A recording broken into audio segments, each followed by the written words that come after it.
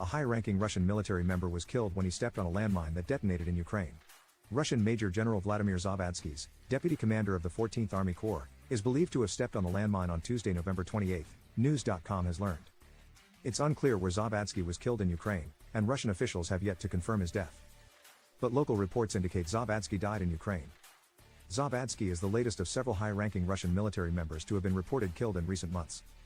Newsweek, citing a BBC Russian service report and independent Russian news outlet Media Zona, reported that the Kremlin lost 1 general, 2 colonels and 3 lieutenant colonels in action from June 4 to July 7. Zavadsky's death comes as fighting has changed in Russian-Ukraine war, which began in February 2022. With cold weather and snowstorms taking place, the militaries have shifted much of their fighting to tactical measures, such as using drones to strike the enemy.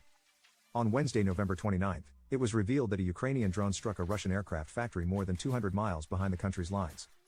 News.com reported that Ukraine's military intelligence agency, HUR, claimed responsibility for the attack that left Smolensk aviation factory in flames. The strike, which took place on November 26, depicts thick black smoke billowing up from a snow-covered plant, which is said to also produce Kh-59 air-to-ground cruise missiles, while a fire rages on in the distance.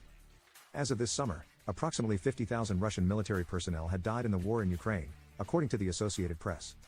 As Russia continues to suffer losses to its troops, President Vladimir Putin's worries about the country's population have led to him suggesting drastic measures. As News.com reported, Putin is pleading for women to have 8 children each to rebuild the population. Putin wants large families, to become the norm, which he said during a speech on Tuesday, November 28. News reported in recent days that Putin has declared 2024 the year of the family in Russia. His speech to the World Russian People's Council provided more details about that.